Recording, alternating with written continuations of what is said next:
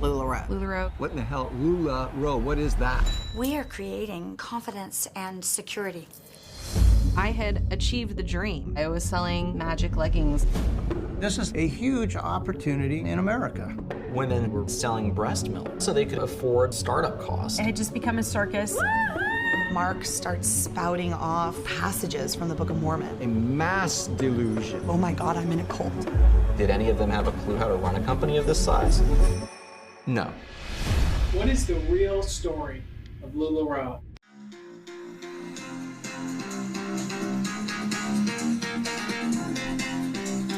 Woo! Starfish! Woo, American Curry! What's going on? Yeah. So today, we are gonna sell some leggings on our podcast. Oh my gosh, leggings! I need leggings so bad! Yeah! All right, I'm just kidding. Oh, I really wanted leggings. I know. Actually, I have a great story for us today. And this is such a big story that it's one of those that I'm going to have to make it a two-parter. Okay.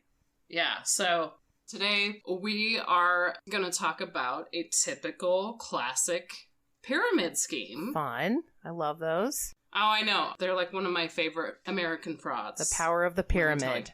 Oh, yes. So this scheme comes to us from Corona, California, which I believe is a subdivision of LA. I know a little bit about California, not too much, but you know. Yeah. So this is about a couple by the name of Mark and Deanne Stidham. Okay. Or Stidham. I'm not really sure exactly. Yeah. You know, I'm bad with names. Historically. So basically this couple, they started a business out of the trunk of their car selling maxi skirts, which I had to look that up because I don't really know what the hell a maxi skirt is. Do you know what that is, Starfish? Is it like a short skirt? I don't know. It's kind of like a flowy skirt. Oh. I don't know if you remember, one of our flamboyant friends used to wear them all the time. Oh yeah, okay. And he loved them. Yes. They're just kind of like a real flowy, elasticy, comfortable material. Okay. I don't know. I think I might have owned one at some point. I'm not really a dress skirt type of gal, so Right. But anyway, so they were selling these maxi skirts that had different patterns out of the trunk of their car.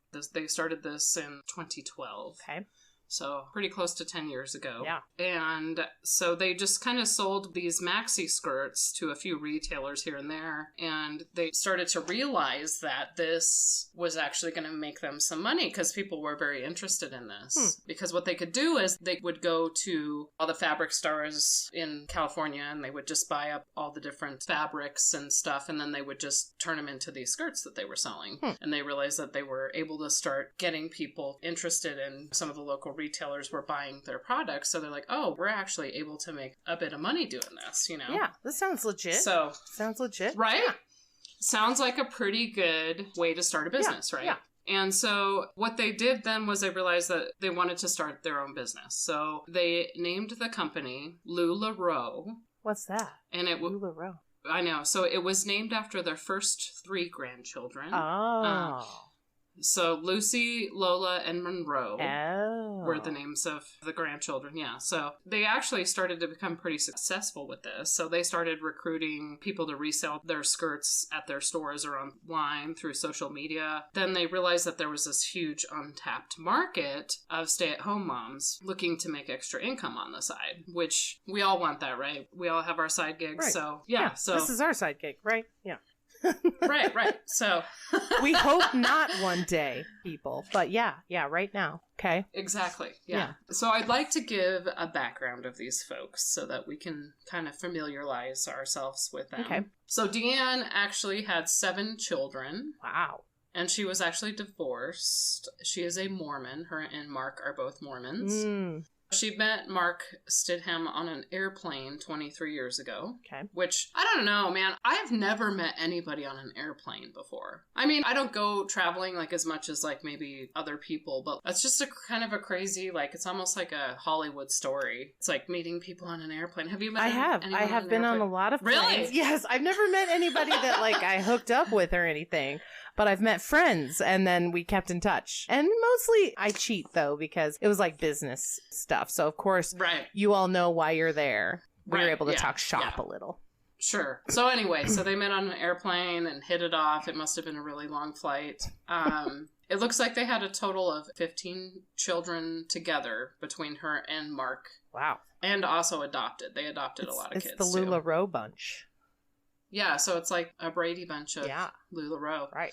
And I mean, good for them. They're adopting kids, you know, they started this business, seemed pretty legit here at first, right? Yeah. They got married in 1998. So Mark actually worked in construction before he started the LuLaRoe. He basically had the ideal middle-class childhood, grew up a Mormon guy with his parents actually were into Amway, which is another, now it's not a pyramid scheme, you know, because there is a difference between MLMs and pyramid scheme. They're like an MLM, but it's like the Tupperware parties or Pampered Chef where you're selling other people's stuff to make a profit and sign people up to help you sell and do little parties and all that stuff that I hate. Right. Now it's like all, all online too. They like send you these invites online and you're like, no thanks. Right. In 2013, they became incorporated. And then in 2014, they decided to add leggings to their line of clothing. And that's where things took a turn for this company. So I want to talk about this for a second because it's important. So I think it's a genius model. And it really could have worked. And it really could have been really great had they just done everything correctly. You know, we talk about this a lot. It's like if you just would do the shit correctly, it could be a really great thing. Right. So what they were doing was basically they hired a designer to design the patterns for these leggings. Yeah. And then they had a manufacturer that would manufacture the leggings for them for the different patterns and sizes. And so it was kind of like the Beanie Baby sensation you recall from eBay, where it's like, I mean, that could be a whole nother show on that. Yeah. But anyways, so this one is, it's like we're creating scarcity by saying, okay, well, you can only get like these type of printed leggings for only a period of time until the pattern is done for. So like they're unique, right? So, and that's what you want. Right. When you're doing a business, you want to create something that has a scarcity in the market and something that is rare. Nobody wants to wear the same leggings as their neighbor, I guess. Right. Okay. Gotcha. Yeah, like you don't want to go to Walmart and Target and get the same thing, right? Sure. Like you want your own unique stuff. Yeah. So they've created this brand, and I mean, it's genius, really, because it's so much better than a lot of the Me Too products that you see on Amazon and stuff like that, where it's a bunch of sellers sell the same stuff. Yeah. So I loved that they were doing that, and they realized the potential of that. But the problem is, a lot of these people, they have great ideas, but they don't have the business know-how to do the kind of stuff that they need. So when they started LuLaRoe, it became a sensation. It was very fast moving. That grew very quickly to what they were doing. Instead of them going and hiring a professional, like I like to do when I start business, or when I started my business, I like to have a group of professionals that I work with that know what they're doing. Like start with your financial team, like have a team of CPAs, like, you know, if you're going to do something, do it right. Yeah. The first time. Yeah. Anyhow, so they hired their whole family to work for them. Okay. Like their children, basically. So they're like sweatshop children. We're down in the basement, like making pants. I don't think it was quite like that, but it was okay. Like these are people that don't really have any business experience, you know, and they're probably working their own other 9-to-5 job or whatever. So you get what you pay for when you do stuff like that. So obviously they had to figure out how to kind of do everything from the seat of their pants and did not seek out, in my opinion, professional help when they should have probably. in the beginning stages. Yeah. So then in 2015, they started marketing to recruit people to sell their leggings. So this is where everything started getting a little crazy. In 2016 is kind of when a lot of stuff went down. They had $70 million in sales. Wow. Jeez. Which is like huge. You know, you think about it, they were basically hardly anything 2 years prior. In 2014, they're just starting this whole thing, and then they go from nothing to $70 million in sales. Insane. That's insane. Such a huge growth for a brand new company. Right. That's not even funny. Oh, yeah. That would shoot out red flags everywhere. Right. You know, if like you were doing something. Right. But they have like 99% margin or something? Jeez. Yeah, something like that. So I do want to kind of go backtrack a little bit before we get into more of this. Mark Stidham is... I would put him as I would say they were both kind of narcissists. So they would make all these events, right? Like they would go and do all these huge events that they would hold in different places, just like the Seller Playbook or some of the other ones that we've talked about. This is where they recruit people, like a Tony Robbins style event. So they're going along with these events. And I guess during some of these events, it was huge. Like they would fill these stadiums full of all these basically white women. There was not a whole lot of diversity with this. So these are all stay-at-home moms, middle-aged white women. And so during one of their seminars, Mark Stidham decided that he wanted to start spouting off quotes from the Book of Mormon during like their recruiting for the, I would say, victims of the company. So this wasn't red flags for them? They weren't like, what? Yeah, I mean, I'm sure there was like a few women in the audience that were probably recognized some of that scripture talk or church talk and were like, what is this? What are we getting ourselves into? Yeah. I've heard like from people, you know, it felt very cult-like. It was like a cult-like atmosphere at these seminars. Later on, they hired a bunch of celebrities to come in. I mean, it was just crazy. It was just this whole event around these women. Huh. That was just to suck people in, basically, to get as many people involved with this. Here's where it gets crazy. So the startup cost for the average person for this was anywhere from like $2,000 to $10,000. So these women were going to like get a package of all the pants, of all the leggings, and they would have to sell a certain amount. Right. Okay. Now, the crappy part is like you don't have control over what patterns that they send you. Okay. So they can send you whatever type of pattern that they want, but you have to front at least $2,000 to $10,000 depending on what package. And that was for the inventory and your onboarding and probably working with people like above you. Because again, this is a pyramid scheme. Right. I'm going to say that throughout this podcast because I want to make it clear this is a fucking pyramid scheme. Yeah. Okay. Yeah. And those are illegal in the U.S. for a very good reason. Right. And this is a great story as to why and how they work. So basically, Mark Stidham and Deanne were encouraging women to sell their breast milk in order to get the startup money to start this. Oh my goodness.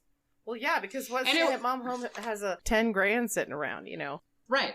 So go ahead and sell your breast milk so that you can get the money to start the business. Yeah. He also used patriarchal language, reinforcing anti-feminism. He would say things during the seminars. This is Mark Stidham. Don't talk man to man. This is what he wants you to tell your husband about this business that you're starting, okay? So this is what quotes from him. Don't talk man to man. Don't mother him. What? Don't have... Yeah, it keeps getting grosser. Like, don't have better ideas than him. These are obviously things she was doing right to him. I mean, God. Oh, yeah. Wow. Yeah, don't admire other men's qualities. I mean, this is like straight out of like 1952. Oh, gosh. Like, jeez. Women's places in the home. The 3 magic A's, Starfish. Appreciate, accept, and admire. Ew.